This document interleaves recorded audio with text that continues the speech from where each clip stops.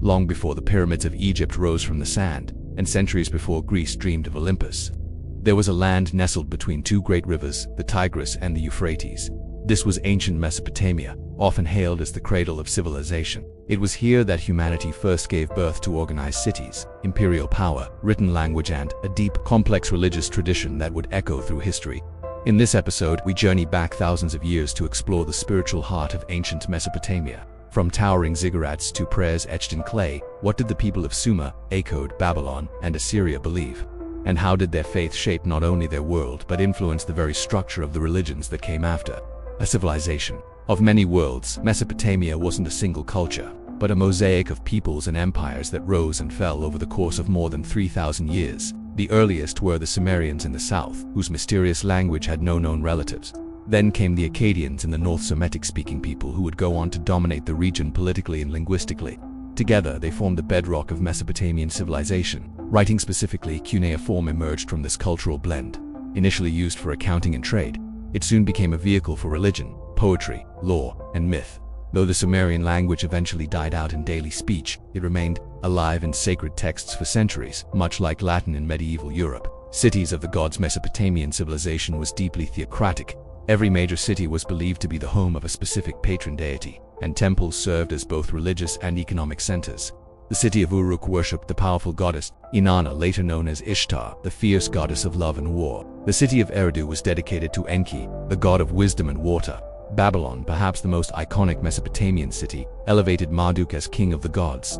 These weren't abstract spiritual ideas. Mesopotamians believed the gods had real presence and power in their lives. Temples weren't just monuments, they were homes where the gods lived, and great care was taken to serve their divine needs through rituals, offerings, and festivals. The nature of the divine at its core, Mesopotamian religion was polytheistic. The gods were anthropomorphic, human in form, desires, and tempers, but divine in power.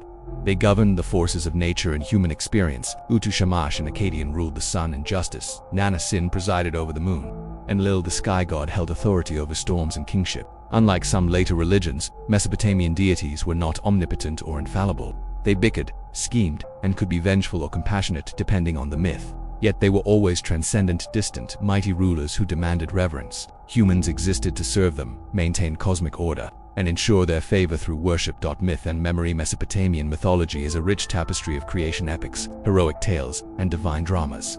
The most famous is perhaps the Epic of Gilgamesh, a story of a king who seeks immortality after the death of his friend, a profound reflection on life, death, and the human condition. Creation myths like the Enuma Elish told how the gods battled chaos to form the world. These stories weren't just entertainment, they formed the foundation of religious identity, explained natural phenomena, and justified the authority of kings who claimed divine favor. Religion in practice. Worship in Mesopotamia wasn't confined to belief, it was deeply practical. Rituals were performed daily in temples by priests who bathed, clothed, and fed statues of the gods. Festivals, often aligned with agricultural cycles, brought entire cities into the religious rhythm of planting, harvest, and renewal. Divination played a critical role as well.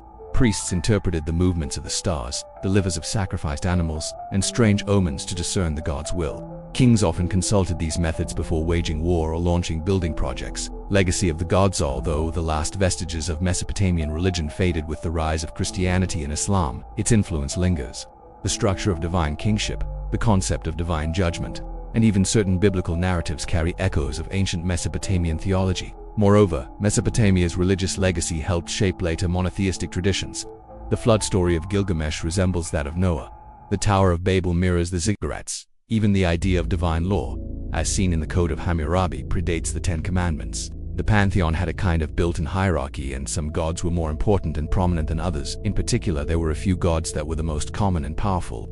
Throughout Mesopotamian history, there was Anu, the father and founder of the divine dynasty. He is the source, literally the ancestor of all the other gods, and thus, in some ways, he is the highest god of them all. Also associated with the sky and heaven, Enlil was for much of history the most powerful god. He was the son of Anu and at some point appears to have inherited or taken over the role as the ruler of all the gods in the universe, thus making him the center of worship and the chief god for much of the religious cult. Enlil was also the god associated with air and with the city of Nippur. Enki, or Ea, another son of Anu, was the wisest and most active of the gods. He would become very important for various creation myths and played a particularly central role in the creation and fashioning Of the human being, Inanna or Ishtar was the most powerful and prominent female goddess, often representing the female divine as lady or mother of the gods in general, but also more specifically as a particular goddess associated with things like love, sex, and war, and around which there are fascinating mythological stories. There is also the aforementioned Shamash, or Odo, the god of the sun, and Sinanna, the god of the moon. But as I've said, things also change and evolve. For example, in the second millennium, with the establishment of the Babylonian Empire, another new god was exalted to the point of even eventually replacing Enlil as the chief god. This god was Marduk. Marduk was the son of Enki and would take on many of the roles that other gods had had previously. He became associated with creation and concepts like justice and agriculture. He would remain the patron deity of the city of Babylon and is called at its center in this most significant of Mesopotamian cities. In the classical era, similarly in the Assyrian Empire, the god Ashur took on a similar role as the most important god, which had its center of worship in the Assyrian capital named after him.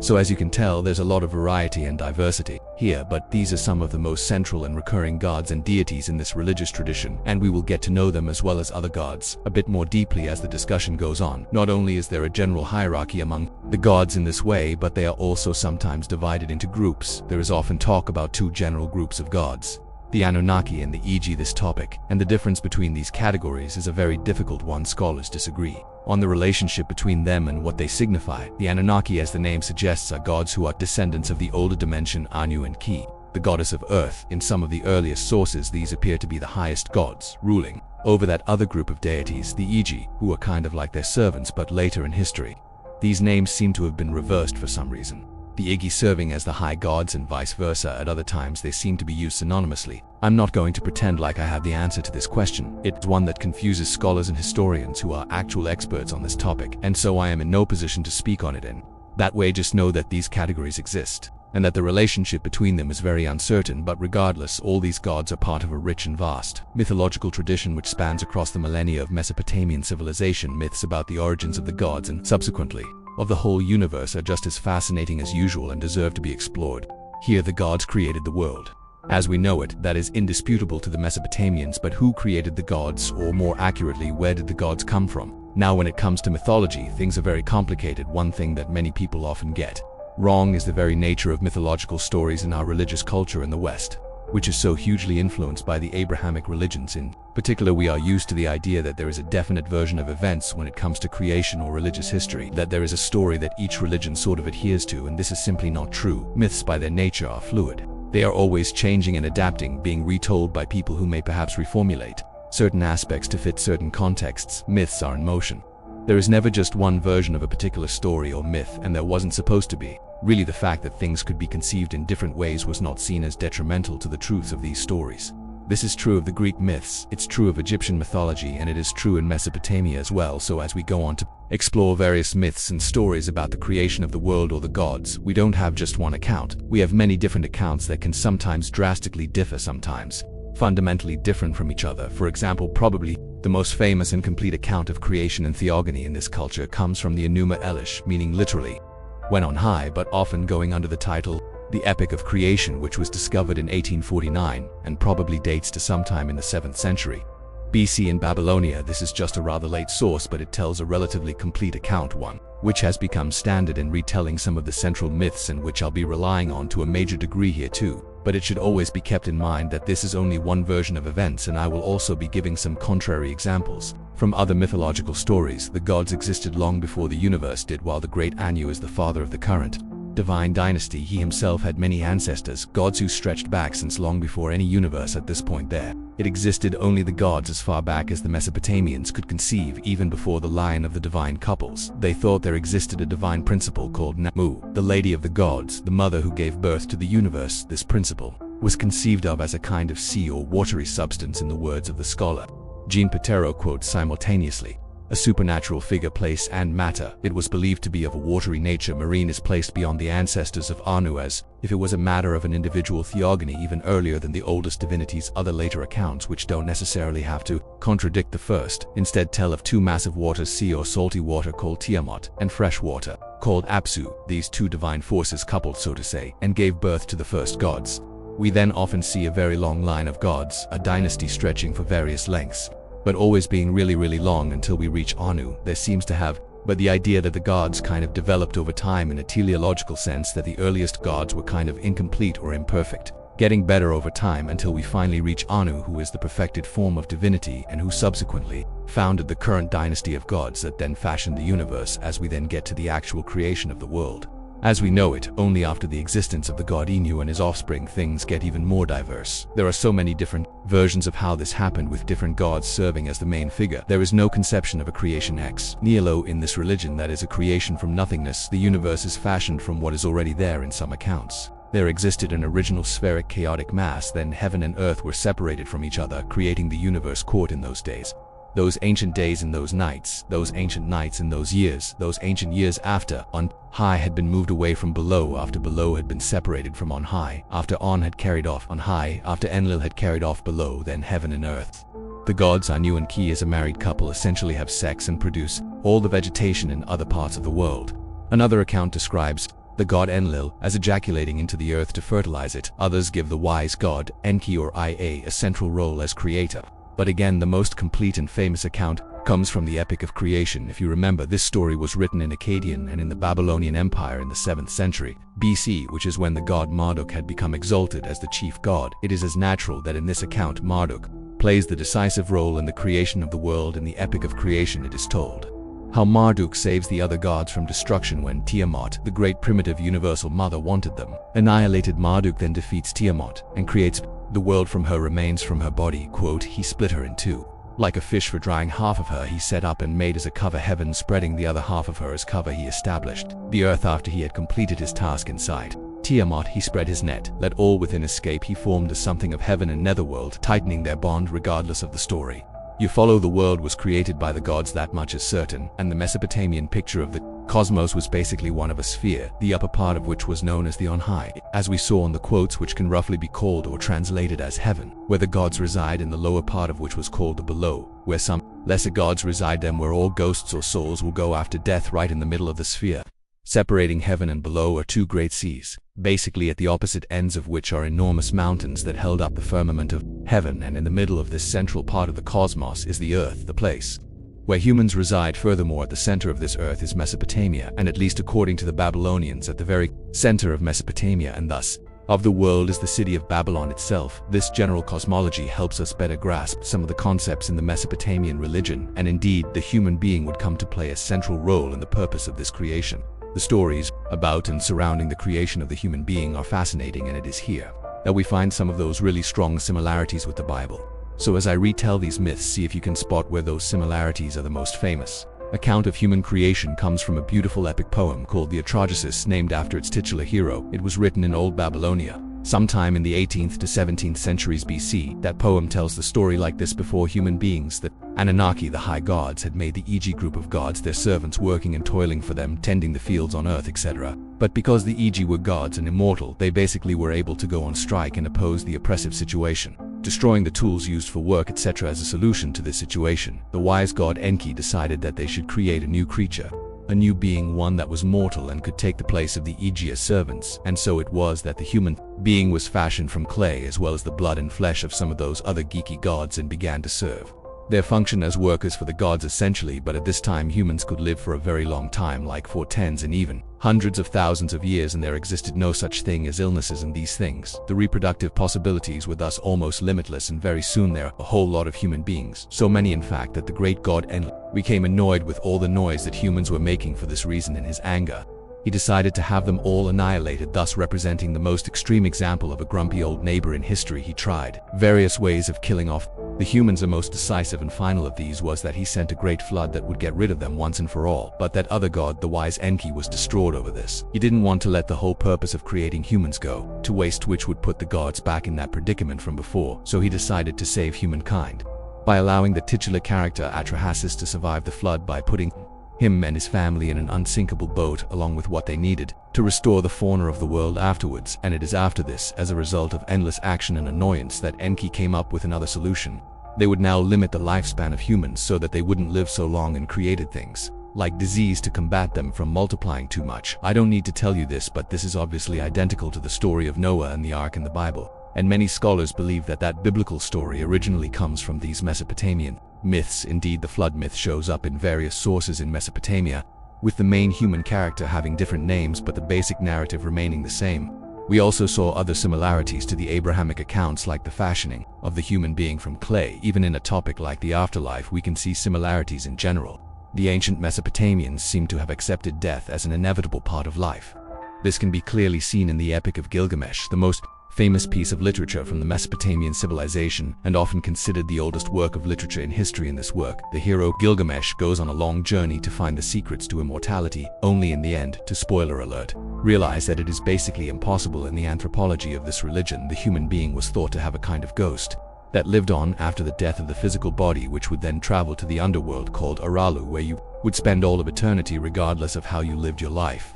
This is practically identical to the notion of Sheol as the ultimate destiny for all souls after death in the Hebrew Bible. But that is the basic story about the creation of the world and the human being. The purpose of human life is to serve the gods. Humans were created as workers, essentially to work for the gods and make sure they were comfortable. So to say, the gods are monarchs who rule over all the world and all human beings and who are in control of all events and forces. But exactly how were humans supposed to serve the gods?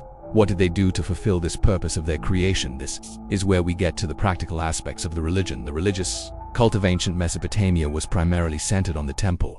There were temples and shrines located all across the region, dedicated to the different gods and in which ritual activity took place primarily in the great cities. There was usually one major temple complex dedicated to the patron god of that city. For example, there was the Iabsu temple in Eridu, dedicated to the god Enki. There was the Akkad temple in Nippa, dedicated to Ending, and in the Babylonian period there was the massive Tomenki complex in Babylon dedicated to Marduk. These temples were massive complexes that basically served at the very heart of the city. It consisted of various different buildings with different functions, including a more sacred shrine or holy of holies where the image of the god or gods were contained. Probably the most famous and spectacular aspect of the temple complexes were the large towers known as the ziggurat. These were towers with ascending platforms connected by a stairwell with a platform on the top. Historians are a bit unsure exactly how these towers functioned and what their purpose was, but the famous ancient Greek historian Herodotus reports that there was a shrine at the very top of the ziggurats where rituals took place, and this seems to be corroborated by Mesopotamian accounts too. In a tablet from the Seleucid period at the very end of classical Mesopotamian civilization, we find a description of the liturgy in the temple, quote, "At the first arrival of night on the roof of the high chamber of the ziggurat, at the moment when the stars of Anu the greatest in heaven appear, and in Eurus a major of unto the greatest in heaven hymns will be sung," end of quote. The most famous ziggurat is probably that in Babylon, dedicated to Marduk, which seems to have been the largest. Some estimates suggest that it may have towered at 90 meters high, or about 300 feet, which is pretty crazy to think about. Some have argued there is this ziggurat in Babylon that is referred to as the Tower of Babel in the Bible. The temples were thought to be the houses of the god. It was, in a way, like a shelter for the god in which he or she would be provided with all they needed for a comfortable existence. The temple complex included many buildings, apartments, and more for the god and his consort or his family. It was almost like a city within the city with its own dedicated personnel. There were cooks that lived in the temple whose job it was to provide food for the gods, and there were of course a dedicated class of priests, both men and women, who performed rituals on a daily basis. These priests served the god as part of their profession, but otherwise seems to have led regular lives, getting married and other such mundane things, although there are examples of certain groups of priestesses or priests living more secluded, almost cloistered lives as well. Again, the gods were thought to reside in these houses. They were represented and kind of embodied in the cultic statues which stood in the most sacred rooms of the temple.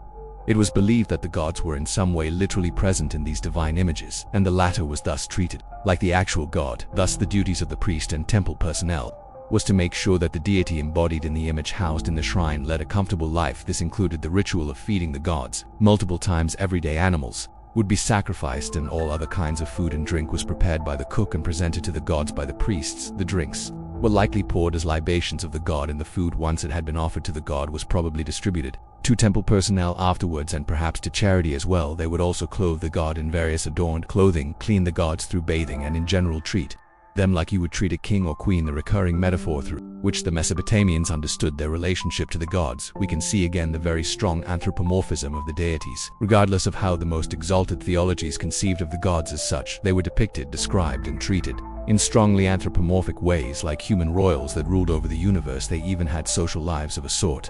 The statue of God could go on trips to other cities to visit other gods. This was done through portable houses or palanquins, in which they would be carried from one location to another. As you might have noticed from some of the examples in courts, there is sometimes reference to God in singular, or focus on a specific god, and this is true. Words we often use in these contexts, like polytheism or monotheism, can often get pretty blurry and can fail to properly present the complexity of these religious traditions. We have already explored this topic in the context of ancient Egypt in a previous episode, and much the same can be said here. Now there is no trace of anything like a strict monotheism or even the idea of a singular divine essence of which the others are part, as in the Egyptian tradition, but in ancient Mesopotamia there is indeed often a single god that is at the core of worship. As we saw, different cities focused on a particular deity, but beside that there was usually also a single god that was seen as the supreme deity and the focus of worship throughout the land. For most of history, that god was Enlil, but in the Babylonian period it gradually turned to Marduk, the patron god of the city of Babylon. Furthermore, most people seemed to have had a personal god that their devotions were dedicated to. In other words, we see in ancient Mesopotamia a tendency towards what is known as henotheism, the primary worship of a supreme god without the exclusion of other gods from existence. This can be an important factor to have in mind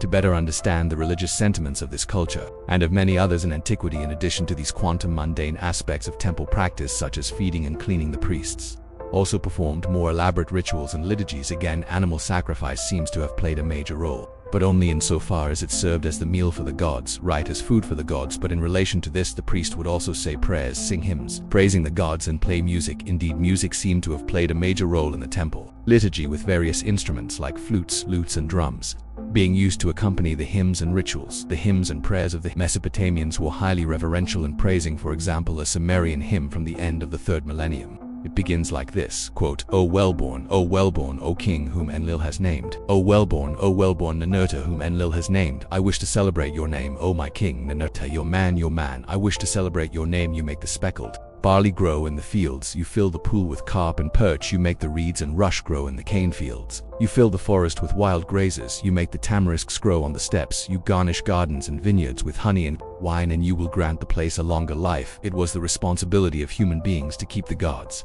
happy. As we saw, this was in fact the very purpose behind their creation, and this wasn't limited only to the temple cults and the priests. Regular people also practiced devotion in various ways, it seems, even though we know much less about this because they were rarely in a position to write things down, so we don't hear much from these people. But in one account, a father is giving advice to his son on how to live a properly pious life and thus reap the rewards, and it sounds like this, quote, Every day worship your God, sacrifice and benediction are the proper accompaniment of incense. Present your free will offering to your God, for this is proper toward the God's prayer, supplication and prostration. Offer him daily and you will get your reward. Then you will have full communion with your God. Reverence begets favor, sacrifice prolongs life, and prayer atones for guilt. We can see that a regular day for at least a pious, everyday person would include giving offerings to the God as well as prayers, prostrations, and possibly other modes of worship, because even though the religious cult was primarily centered in the temple, it was also something that all of society took part in. There would be recurring festivals on set points during the year which would involve more elaborate rituals involving the gods. Mythical stories about the gods could be sort of recreated in an almost theatrical way using the images and statues of the deities. For example, there's one festival about the marriage between two gods, and in this festival, the two images of those gods would be brought together. They would have the marriage ceremony, and then they would both be placed in the sort of bedchamber overnight so that they could consummate their marriage, so to say. So these kinds of festivals took place, and this involved the city and would most likely have involved a very festive atmosphere, not just in the temple but in the whole city and perhaps in the whole country. The maintenance and worship of the gods were not only thought to keep order in the universe but also to society and the kingdom itself, just like in other ancient cultures, like in ancient Egypt, where the pharaoh's connection to the gods were essential for his legitimacy and role as pharaoh. The Mesopotamian royals also legitimized their rule based on their connection to the cult. In fact, the king was seen as the general supervisor of the whole cult. He was responsible for the cults, and that the gods were provided with all that they needed, which obviously gives him legitimacy as leader. The kings always made sure to emphasize that they were servants of the gods and dedicated to serving them and thus upholding order in the world and society. Going back to our friend John Botero quotes, the kings willingly glorify themselves, notably in their dedicatory and commemorative inscriptions, for their zeal in religious behavior, frequently taking the titles of curators and servants of the sanctuaries. End of quote. Indeed, the annual New Year celebration in Babylon would culminate in a scene where the king was literally dragged by his ear by one of the priests into the sanctuary of Marduk and then made to kneel and say prayers of praise, sort of emphasizing his role as servant, that he was serving the god. It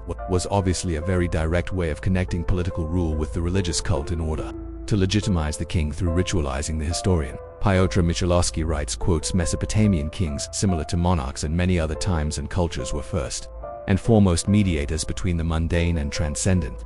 Orders brute force aside all other royal attributes derived from this function." End quote. The patronage of a god was a significant factor in the empire or kingdom. It seems that the earliest cities in Mesopotamia essentially grew from places of worship of particular gods which expanded and became more powerful, and these locales and cults eventually were systematized into a single system. We can also see this kind of phenomenon very clearly in the exalting of Marduk to chief god in association.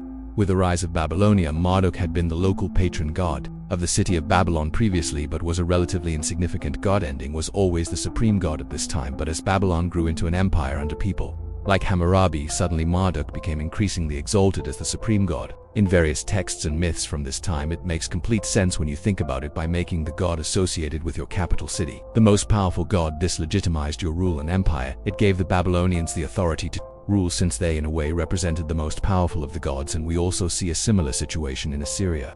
With the god Ashur, it was, after all, the gods that were in control of everything, including who was and wasn't king, and because the gods were in control of everything, they also knew the future, the parts of their plan that hadn't happened yet. And aside from the fact that the religious practices already mentioned were meant to maintain and keep the gods happy, there were also other religious practices that were aimed more at the benefits of humans themselves, what John Botero refers to as the sacramental cult. This included various things that would fall under our category of occult sciences, such as various forms of magic and primarily divination. The gods could communicate messages about future events directly to human intermediaries, the latter thus being equivalent to the prophets of the Israelite religion. Through these prophets, who were probably just random, regular people, the gods would communicate certain things to the king or to society, but it was also believed that the writings or intentions of the gods could be read in creation itself. It is for this reason that divination became a very prominent practice in Mesopotamia. With various techniques, professional diviners could find out things about the future, a future that, in this culture, wasn't set in stone but could be changed by turning to the gods. But the kind of divination that was most famous and strongly associated with the ancient Babylonians in particular was what we would call astrology. The stars and heavenly bodies were considered to contain signs that could be interpreted to learn the future and the workings of the gods. Indeed, while it doesn't seem like the Mesopotamians saw the stars as literal gods as would become common later in antiquity, the stars were given important roles as kind of symbols for the gods. A certain star or constellation could be associated with a particular deity. For all of these reasons above, astrology and the interpretations of the heavenly vaults became very important to the Mesopotamians. They developed a very sophisticated tradition of astronomy and astrology which would greatly influence later movements in later antiquity, even as the Mesopotamian civilization proper had disappeared. We see people who engage in astrology, essentially tracing that whole practice back to the Babylonians, to the Mesopotamians. This practice was intimately connected to religion, and with the gods there is an absolutely beautiful prayer which encapsulates the religious nature and importance of astrological divination, which goes like this, quote, "The nobles are in deep sleep, the bars of the doors are lowered, the bolts are in place. Also the ordinary people do not utter a sound. They're always open, doors are locked. The gods and goddesses of the country, Shamash, Sin, Adad, and Ishtar, have gone home to heaven to sleep. They will not give decisions or verdicts tonight. Night has put on her veil, the palace is quiet. The countryside does not utter a sound on life. Lonely traveler calls to the god for protection, and even the one for whom the divine decision is sought remains asleep. Shamash, the just judge, the father of the underprivileged, has likewise gone to his bedchamber. May the great gods of the night, shining fire star, heroic Ira, bow star, yoke star, wagon goat, star goat, fish star, goat, fish star, serpent star, stand by and put a sign on the extra of the lamb. I am blessing now for the extispicy. I'll perform tomorrow." A very poetic prayer that paints just an amazing picture.